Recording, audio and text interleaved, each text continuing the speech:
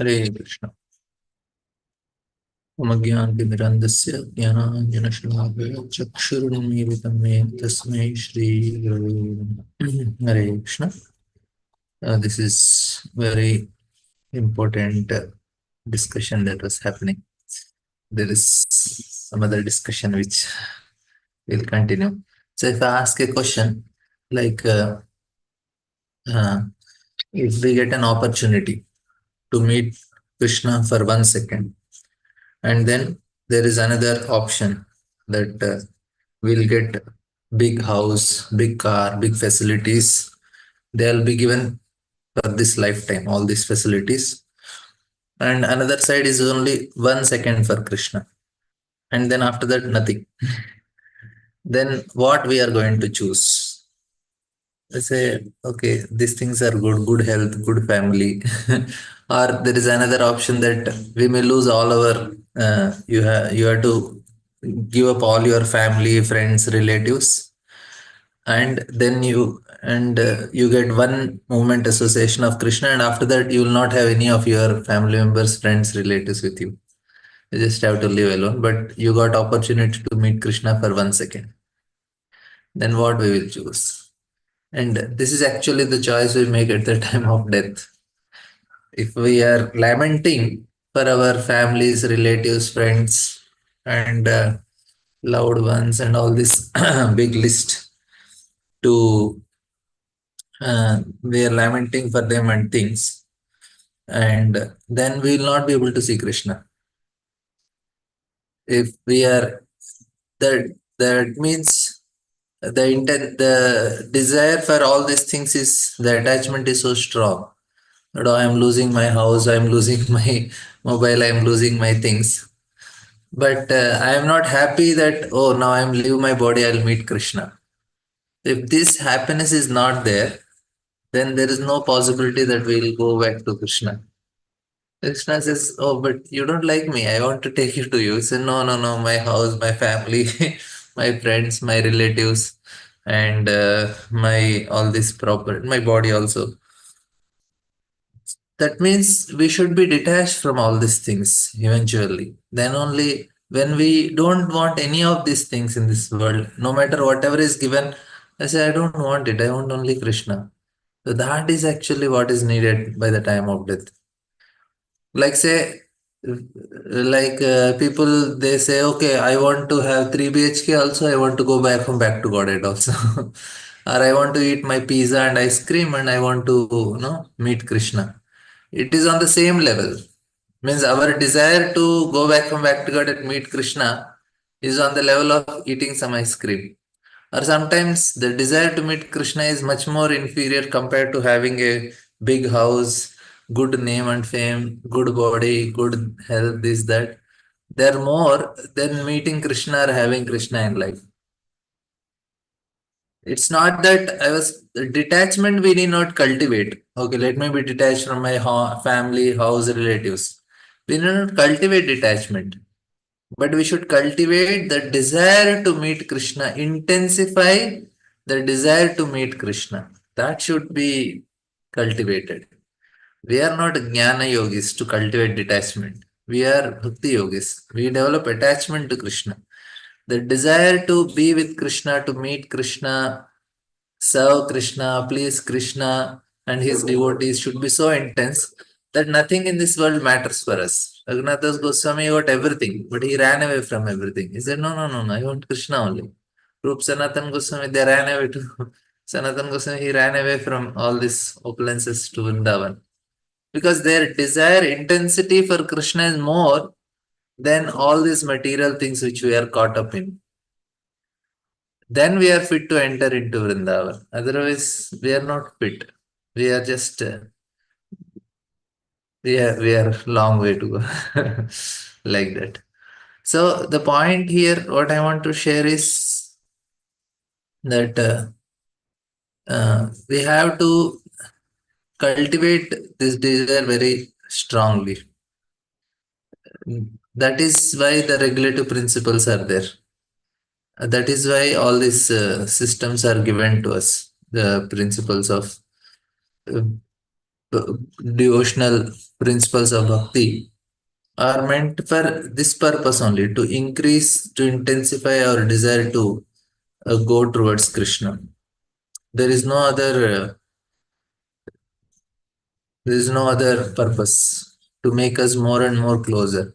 So all these principles which we are hearing, reading, which should they should help us to become more closer to Krishna, and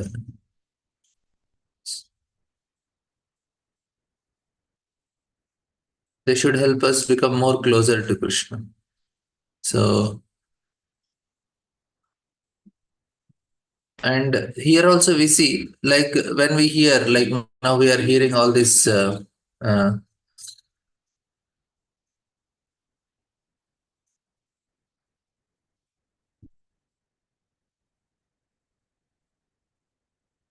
just a minute.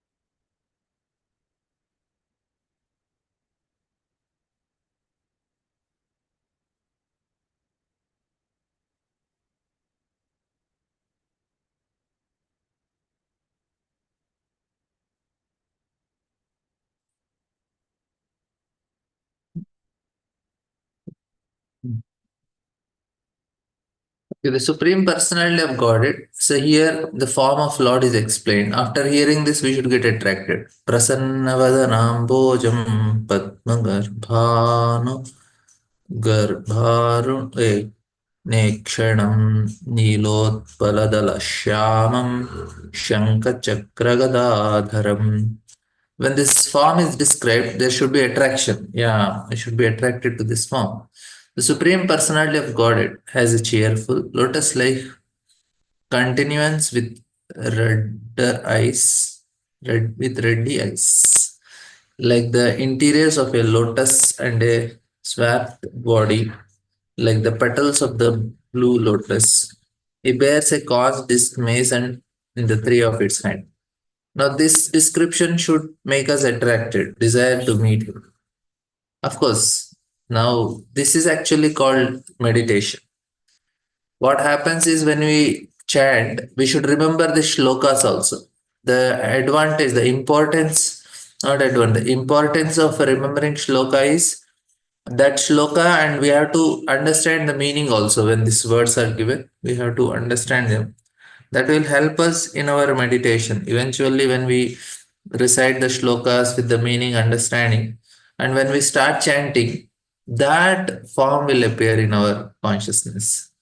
That is the reason. And this Vedic culture, why the shlokas are given. Big books are written in the like Bhagavatam. It's all shlokas because this is the way to remember the books. Like no, in childhood, I was taught Vishnu Sahasranama. There are so many shlokas, and I know all of them. Now, when you know the meaning of them, that means you know a whole book by heart. That means I know whole Vishnu Sama by heart. I know the shlokas. Now I have to learn the meaning. Of course, in childhood you don't understand the meaning, but when we grow, when you learn Sanskrit, you know the meaning. That means you have by hearted. Like that, they used to by heart books after books after books because they are in the form of shloka. This is very easy. It becomes easy for people to memorize them. That is the system that was created. And that's how we should. Sanskrit, that's why, is more advantageous than any other language, are the books which are written in Sanskrit, especially in the form of shlokas. This is a very in the childhood they are told, okay, start reciting. And they by heart. I was like, no, maybe my seventh, eighth class, or little like sixth, seventh class I was there. That time, yes, 12 years. I've learned everything. It was easy.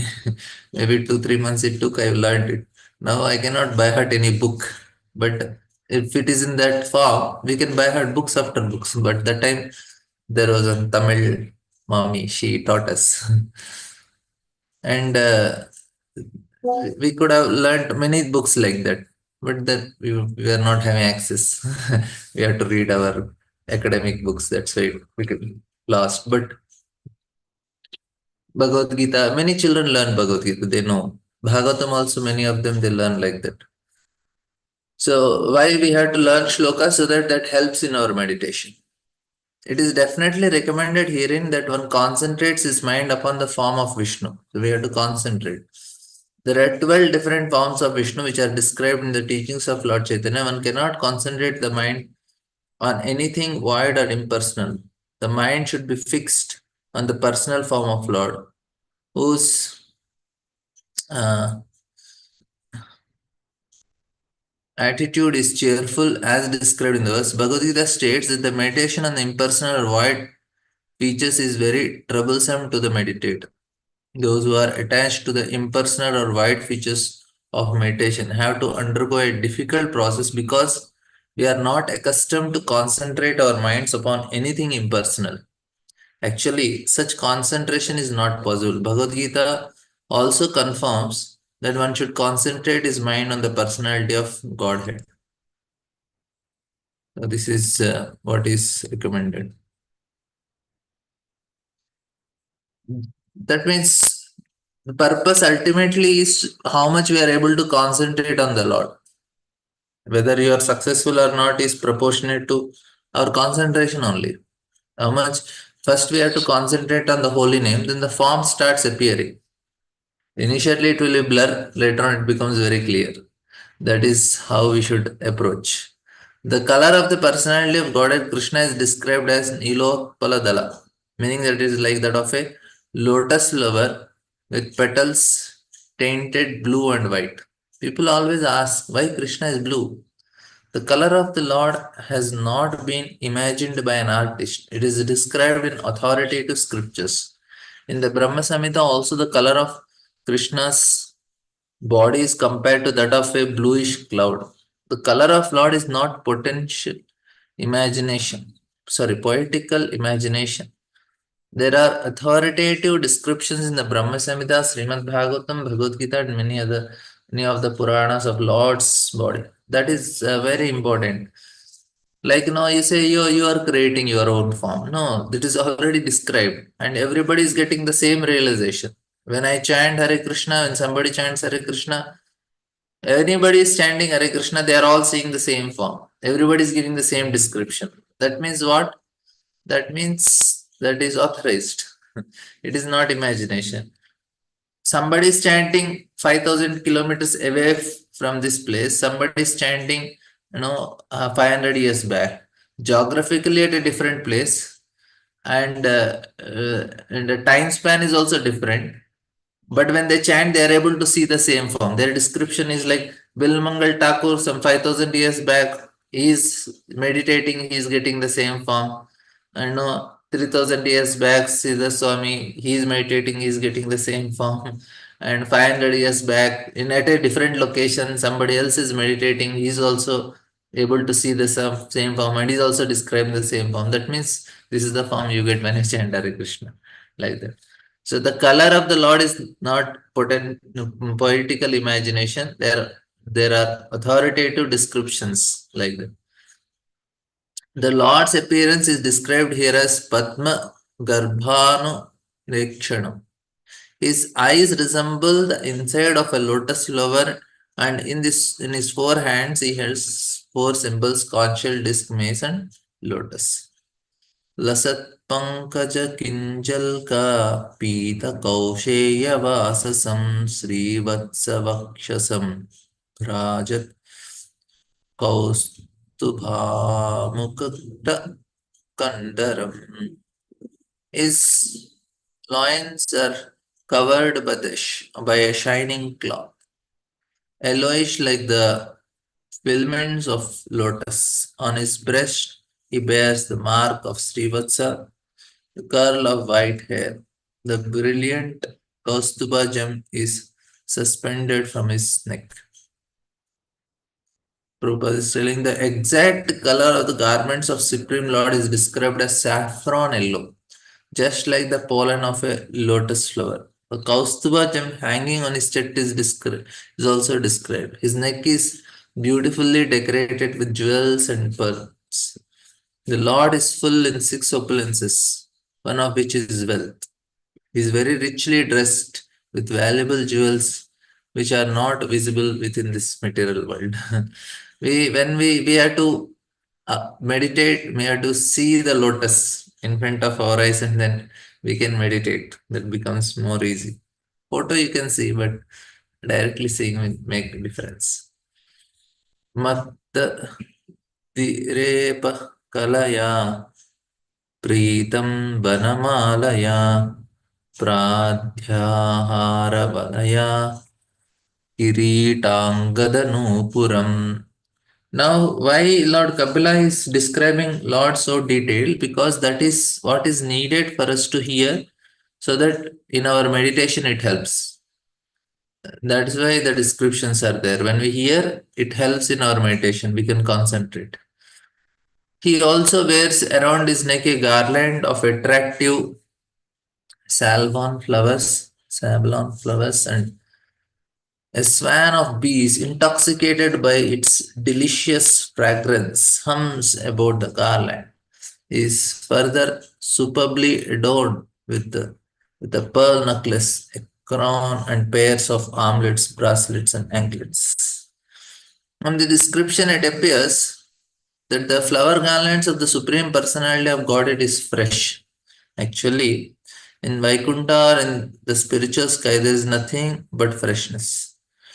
Even the flowers picked from the trees and plants remain fresh, for everything in the spiritual sky retains its originality and does not fade.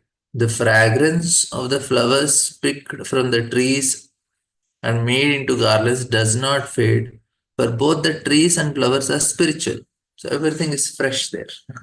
All the time fresh. Even the honeybees comes, take everything, but still it remains fresh. When the flower is taken from the tree, it remains the same. It does not lose its aroma. The bees are equally attracted to the flowers, whether they are on the garland or on the tree. The significance of spirituality is that everything is eternal and inexhaustible. Everything taken from everything remains everything. Or, as has been stated in the spiritual world, 1 minus 1 equals 1, 1 plus 1 equals 1. The bees hum around the fresh flowers and their sweet sound is enjoyed by the Lord. The Lord's bangles, anklets, crown, and anklets are all bedaubed with valuable jewels. Since the jewels and pearls are spiritual, there is no material calculation of their value. So this is Prabhupada's purport for it. Kinchi gunnola sacharno chormi hridayam bhoja vistaram darshaniyatmam shantam manonayana vardhanam. His loins and hips encircled by girdle, he stands on the lotus of his devotee's heart. He is most charming to look at, and his serene aspect gladden the eyes and souls of the devotee who behold him. So now somebody takes these four shlokas and start meditating on them. Slowly you can see the form of Lord. Of course, it's not forcing, it's just meditating whatever is. And that is how they practice. The word darshaniyatmanam, which is used in this verse, means that the Lord is so beautiful that the devotee yogi does not wish to see anything else. So the yogis sit and meditate on this description which is given. So then the form appears. His desire to see the beautiful objects is completely satisfied by the sight of Lord in the material world. He wants to see beauty, but the desire is never satisfied because of material contamination. All the propensities we feel in the material world are never satisfied. But when our desire to see, hear, touch, etc. are dovetailed for the satisfaction of the Supreme Personality of Godhead, they are on the level of topmost perfection. Although the Supreme Personality of Godhead in his eternal form is so beautiful and pleasing to the heart of the devotee, he does not attract the impersonalists who want to meditate on his impersonal aspect. Such impersonal meditation is simply fruitless labor. The actual yogi has half closed eyes, fixed on the form of personality of God, not upon anything void or impersonal. Because the yogis, they have already crossed stage of at a great stage. They have burnt their quite a good amount of anarthas and vasanas, because of which for them to concentrate on this form which is explained is becomes easy. Now if I meditate, okay, let me meditate on a mango or a lotus, so I can just imagine, but a very short time immediately the meditation breaks and so many other thoughts starts coming. I'll forget about the lotus. I'll remember my breakfast, lunch, dinner, and everything, because our heart is mind is filled with all these vasanas and all these sanskaras and all. So, but a yogi is, for him it is possible. When this description is immediately he will start, is able to focus.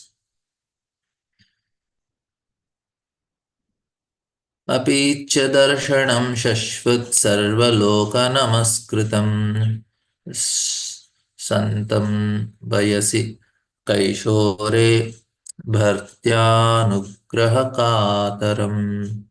The Lord is eternally very beautiful.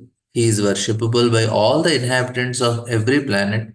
He is ever joyful and always eager to bestow his blessings upon his devotees. And the Prabhupada writes this word Sarvaloka Namaskritam means that he is worshipable everyone on every planet. There are innumerable planets in the material world and innumerable planets in the spiritual as well. On each planet, there are innumerable inhabitants who worship the Lord, for the Lord is worshipable all but the impersonalist. The Supreme Lord is so beautiful, the word Shashwat is significant. It is not that he appears beautiful to the devotees, but is ultimately impersonal. Shashwat means ever existing. That beauty is not temporary, it is ever existing, is always youthful.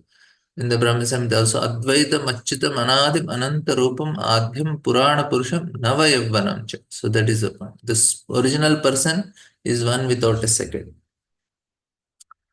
And the Lord's facial expressions always indicate that he is ready to show favor and benediction to the devotees. For the non-devotees, however, he is silent. Upadrishtanamanta, he is Paramatma for them. He acts equally to everyone because he is the Supreme Personality of God, and because all living entities are his sons, he is especially inclined to those engaged in devotional service. Somoham sarvabhuteshu name dveshtosti naprah. Ye bhajanti tumam bhaktya maite tesha. So that's the principle Lord follows. कीर्तन्यतीर्थयशशं पुण्यश्लोका यशस्करं ध्यायेत् देवं सङ्ग्रामं यावन्न जगति मनः.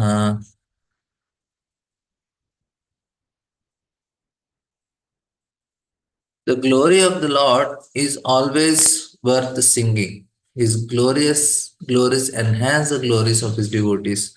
One should therefore meditate upon the Supreme Personality of Godhead and upon his devotees. One should meditate on the eternal form of the Lord until the mind becomes fixed. So, this is the task we have, this is the target. We have to meditate. That is the success. Whether how much we are able to meditate today, how much you meditated, that much you have utilized your time properly. Otherwise, why ayurharati vai pumsam udhyarnastan. So, yasyate kshanamita uttama shlok. Every rising and setting of sun, we are becoming closer to death. And it's all waste of time. The degree we have meditated on the Lord. So now we are hearing Bhagavatam, we are hearing and we are meditating on what we are discussing. That is the best thing we have done for today. And when we chanted, we meditated on the Lord. That is the best thing we have done for whatever.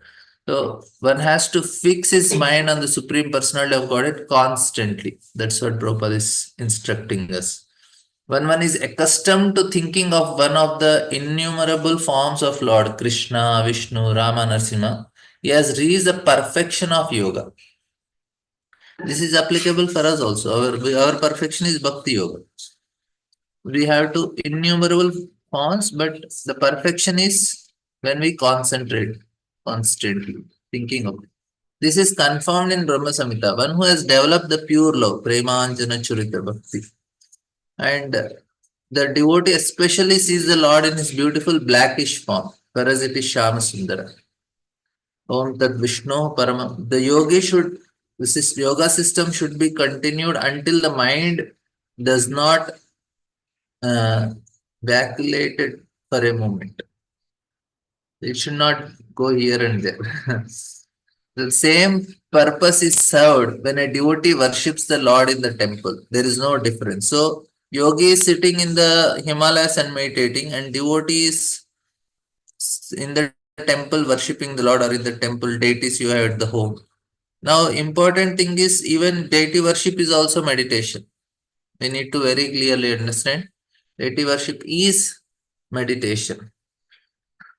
We are meditating on the form of Lord, and when we are offering the ornaments, when we are offering, we have to meditate on them and offer to it. When we are offering flowers to acharyas, we have to meditate on the acharya and give flower to them at their lotus feet. That is how we become closer to the yogis in Himalayas. They have to do so much hard work, but for us it is easy. We have directly the person in front of us. We just have to meditate on him. It is more easy to meditate on the person sitting in front.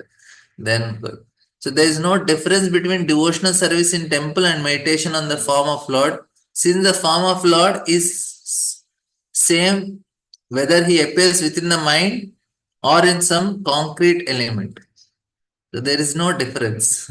So we are in a very advantageous position. It is more easy. But what happens is we get distracted with other things because we are staying in our house and apartment cities and all.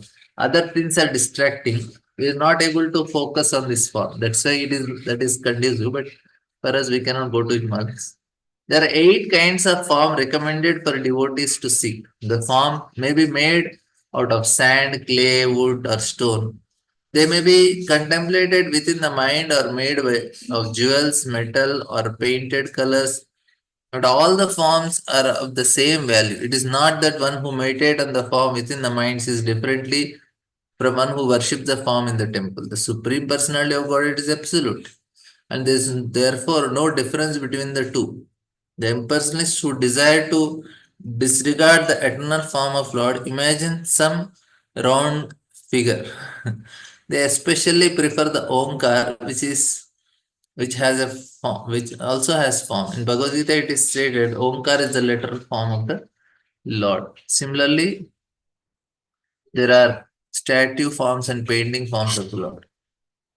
Another significant word in this verse is Punya Shloka Vakshasam.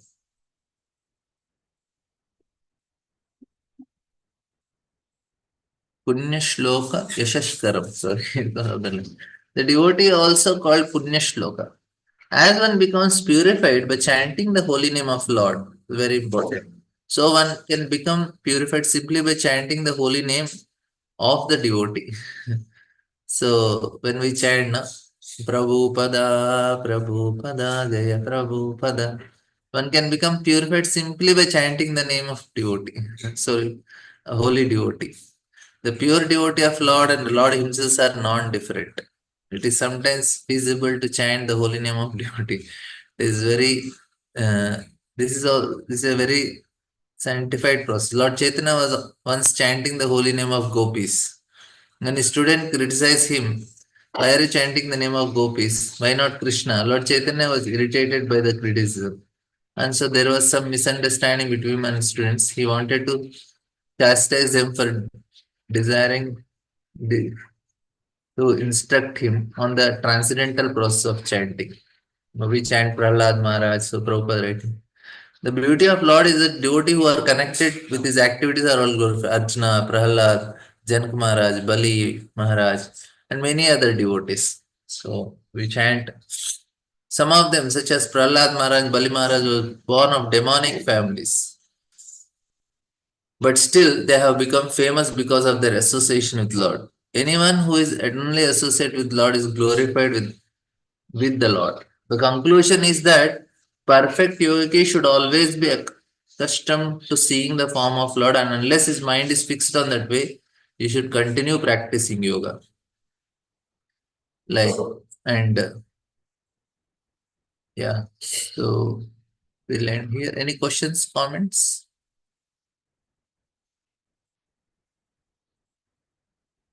Okay, thank you. We'll continue tomorrow. Thank you all very much.